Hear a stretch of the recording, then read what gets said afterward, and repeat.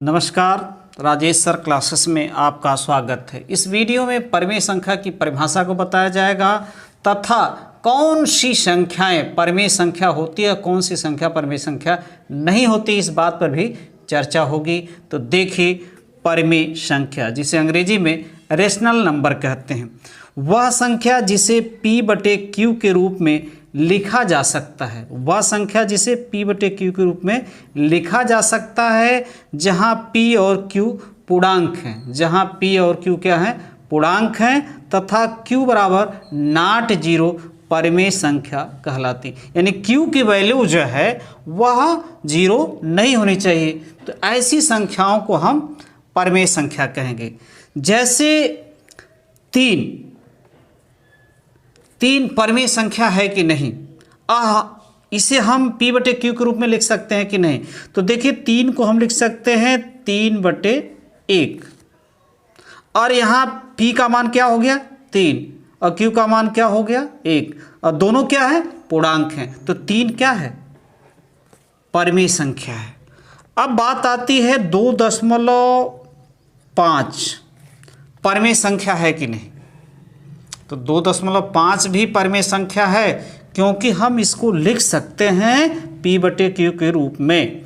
तो इसमें यदि हम 10 का गुणा कर दें और 10 का भाग देंगे, कोई अंतर नहीं। तो ऊपर कितना हो गया 25 और नीचे कितना हो गया 10 हो गया।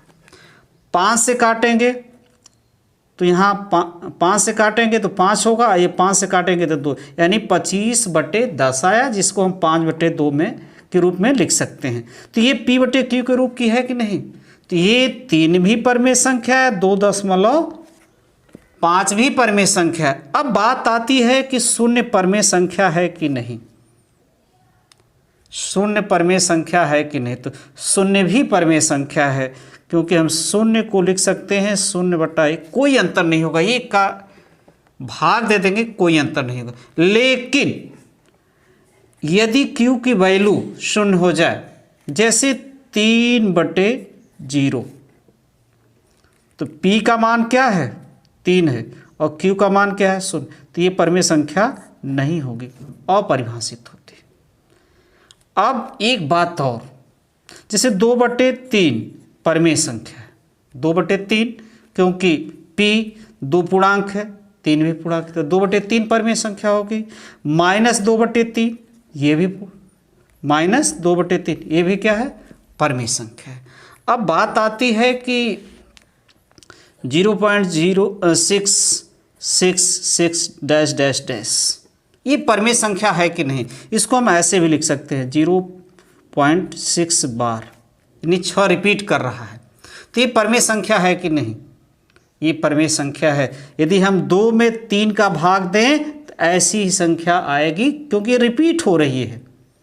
तो जब दशमलव के बाद संख्याएं रिपीट होती हैं तो वो भी परिमेय संख्या होती है, वो भी क्या होती है, परिमेय संख्या होती है। जैसे 5/11 यदि हम डिवाइड करेंगे तो ये आ जाएगा 0.454545 और इसको हम लिख सकते हैं, दोनों यहाँ पर क्या है, दोनों रिपीट हो रहा है।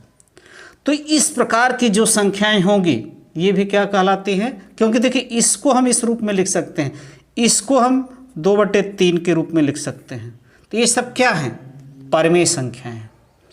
अब दशमलव की कौन सी संख्या परिमेय संख्या नहीं होगी, तो ध्यान दीजिए, जो रिपीट होगी, जैसे 1 दशमलव मान लेते हैं, 2 दशमलव और उसके बाद रिपीट हो रहा है, तो क्या होगा, परिमेय संख्या होगी। लेकिन ये संख्या परिमेय संख्या नहीं, जैसे 0.1011 011 0111 4 बार डैश डैश डैश, इस प्रकार की संख्या, क्योंकि रिपीट नहीं हो रहा है, तो इस प्रकार की जो संख्याएं होंगी वह परिमेय संख्या नहीं होगी। तो इस प्रकार की संख्याओं को हम क्या कहते हैं, अपरिमेय संख्या।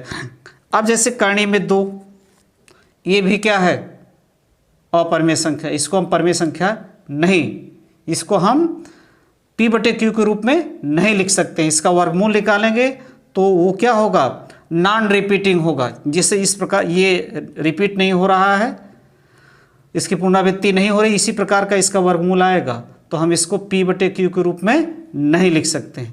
तो करणी में 2 भी क्या है, परमेय संख्या नहीं है। तो ये क्या है, अपरमेय संख्या है। नमस्कार।